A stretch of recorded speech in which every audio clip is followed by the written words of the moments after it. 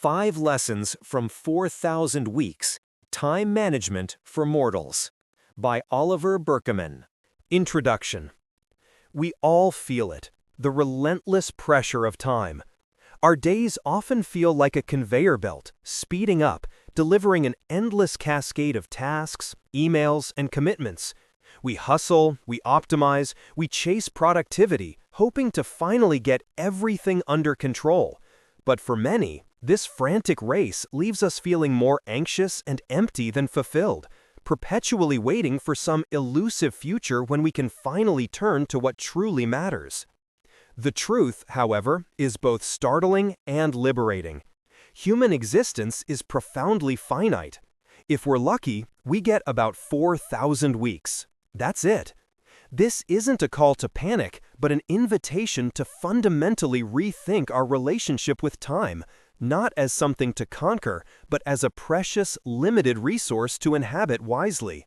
Today, we'll explore 5 profound lessons that help us move beyond the illusion of control and into a more meaningful engagement with the brief, beautiful journey of life. Lesson 1. Embrace your limits to liberate your focus.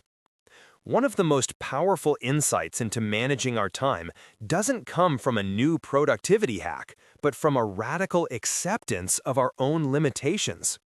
We are finite beings with finite hours, finite energy, and finite attention. Yet many of us live with an unspoken belief that if we just try hard enough, if we become efficient enough, we can somehow transcend these boundaries and accomplish everything we desire, or everything that's demanded of us. This mindset is not only exhausting, but ultimately self-defeating. The reality is that you cannot do everything. There will always be more tasks, more opportunities, more interests vying for your attention than you have time for. The true challenge, then, isn't finding a way to cram it all in, but rather making peace with the fact that you will inevitably have to leave many things undone. When we fully embrace our finiteness, we free ourselves from the crushing burden of trying to keep every plate spinning. This isn't about resignation, it's about liberation. It allows us to deliberately choose what truly deserves our limited time and energy, knowing that by saying yes to one thing, we are inherently saying no to countless others. This clarity transforms choice from a source of anxiety into a pathway to purposeful living. For example, imagine you're an aspiring chef with a passion for cooking. You could try to master every cuisine from around the world: French, Italian, Japanese, Mexican, Indian, fusion, molecular gastronomy, or you could choose to specialize. By committing to, say, regional Italian cuisine, you consciously forego the others for a time. This isn't a failure. It's a strategic choice that allows you to dive deep, build genuine expertise, and find true satisfaction in that chosen domain, rather than perpetually skimming the surface of an impossible number of options. Lesson 2. Master the art of intentional neglect. Following our first lesson, if we accept that we can't do everything, the logical next step is to get really good at deciding what not to do. Many common productivity frameworks focus on prioritizing important tasks, suggesting that if we just identify our big rocks, everything else will fit. But the real dilemma isn't distinguishing between important and unimportant. It's often confronting an overwhelming abundance of tasks that all feel significant. The efficiency trap leads us to believe that by becoming more streamlined, we can avoid making tough choices. In reality, it just speeds up the treadmill, bringing more tasks into view. Therefore, a key skill for a well-lived life is becoming an adept, intentional procrastinator. This doesn't mean passively letting things slide. It means consciously choosing what to defer, what to let go of entirely, and what to give minimal attention to, so you can fiercely protect your focus for what truly aligns with your values. At any given moment, you are inherently procrastinating on almost everything else you could be doing. The goal isn't to eliminate procrastination, but to direct it with purpose. Decide what you are willing to let slide, not just in terms of trivial items, but even seemingly important ones that simply don't make the cut for your limited time. Consider a volunteer who feels pressured to join every subcommittee for a local charity. While each committee's work might be important, trying to be active in all of them spreads their energy too thin, leading to burnout and superficial contributions. Instead, they could consciously decide to focus deeply on one or two committees where their skills are most impactful and respectfully decline others.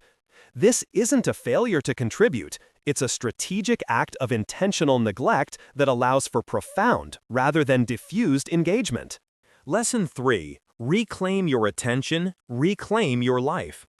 In our hyper-connected world, we often blame external forces for our constant distraction, the ping of a notification, the endless scroll of social media. While these certainly play a role, a deeper truth reveals that much of our struggle with attention is internal. We are often eager collaborators in our own distraction, unconsciously seeking an escape from discomfort, boredom, or the challenging sensations of the present moment. This intimate interrupter, as some call it, is a subtle pull away from what is meaningful but difficult towards what is easier, more immediately gratifying, and less demanding of our focused presence. Your attention, in a very real sense, is your life. The sum of your experiences, the quality of your relationships, and the depth of your understanding all depend on where and how you direct your focus. To pay attention to what you don't truly value is quite literally to pay with your finite life. This means that regaining control over your attention isn't about achieving impossible indistractability through rigid self-control. It's about cultivating a more deliberate and conscious relationship with your inner experience, learning to notice the subtle urges to flee discomfort, and choosing to stay present with what you're doing. Imagine you're trying to read a complex report for work, and your mind keeps wandering, pulling you towards your phone. Instead of battling that urge with sheer willpower, try a different approach. Acknowledge the feeling of wanting to check your phone. Observe it without judgment, as if it's a curious sensation.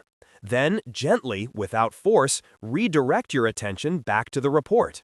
This isn't about ignoring the urge, but about understanding its source, perhaps a feeling of overwhelm or a desire for a quick mental break, and then making a conscious choice to re-engage with the task, even if it feels challenging. Over time, this practice builds your capacity for sustained, voluntary attention. Lesson 4. Slow down to gain deeper insight. Our modern world often instills an impatient spiral, a constant, frustrated outcry against reality's refusal to match our desired speed. We honk in traffic, tap our feet in queues, and feel an urgent need to rush through every moment, treating the present only as a means to an end. This "when I finally" mindset perpetually postpones genuine satisfaction, always waiting for a future moment when everything will be perfectly in order. But this race against the clock often ironically slows us down, making us less effective and more miserable. The antidote to this pervasive urgency is cultivating active patience. This isn't passive waiting, it's a muscular, alert presence that allows experiences to unfold naturally. By resisting the relentless pressure to speed up, we create space for deeper engagement, more nuanced understanding, and a richer appreciation of life's details. When we allow ourselves to truly inhabit the present moment, rather than rush through it, we gain a tangible purchase on reality, allowing us to absorb its texture and complexity. This deliberate slowness transforms ordinary moments into opportunities for profound insight and connection. Think of trying to learn a new piece of music on an instrument. If you rush through it, trying to play it at full speed immediately, you'll likely make many mistakes, feel frustrated, and never truly master the nuances. However, if you practice it slowly, note by note, phrase by phrase, allowing yourself to feel the rhythm and understand the structure, you not only learn it more effectively, but also discover hidden beauty in the composition. The slowness isn't a hindrance, it's a necessary path to mastery and enjoyment. Lesson 5. Connect deeply, not just efficiently. We often pursue complete control over our time as the ultimate ideal, believing that more independent, unburdened time will lead to greater freedom and fulfillment. Yet this relentless pursuit of individual temporal sovereignty can paradoxically lead to a profound sense of isolation. Time, it turns out, isn't just a regular good, where more is always better. It's also a network good. Its true value often arises from coordination and synchronization with others, enabling shared experiences that are vital for human connection and collective achievement. Unshared time, spent in isolated efficiency, can feel hollow. The desire to leave an indelible mark on the world, to achieve grand things, and to secure our place often drives us to prioritize solitary pursuits or hyper-efficient personal projects. But this misses a crucial point. Our finite time is best spent not just in individual accomplishment, but in meaningful connection. Recognizing our cosmic insignificance, the humbling reality that our individual efforts might not change the universe, frees us to focus on the immediate, tangible impact we can have through shared moments, acts of kindness, and collaborative endeavors. It invites us to spend our precious weeks investing in the network goods of life: deep relationships, shared laughter, collective purpose. Consider planning a simple picnic with friends. It requires coordination, finding a date, deciding on a location, figuring out who brings what food. It's often inefficient compared to simply ordering takeout alone. There are texts back and forth, schedule conflicts, and minor compromises. Yet the joy, connection, and memories forged during that shared, coordinated experience are far more valuable than the saved time of an isolated evening. The value isn't in maximizing individual efficiency, but in creating a tapestry of interwoven lives. Conclusion. Our 4,000 weeks are a gift, not a problem to be solved. By embracing our finitude, mastering intentional neglect, reclaiming our attention, slowing down, and connecting deeply, we can shift from a life of frantic busyness to one of rich, purposeful presence. These aren't just time management tips, they are invitations to a profound reorientation, helping us truly inhabit the brief, precious moments we've been given. So, if one of these lessons resonated with you, try one small shift this week. Perhaps consciously choose one important thing to neglect, or dedicate 5 minutes to truly observe something simple without distraction. Your 4,000 weeks are ticking. Make them count, not by doing more, but by choosing what truly matters. If these insights helped you reflect on your own relationship with time, like this video to keep our DeftU Insights coming.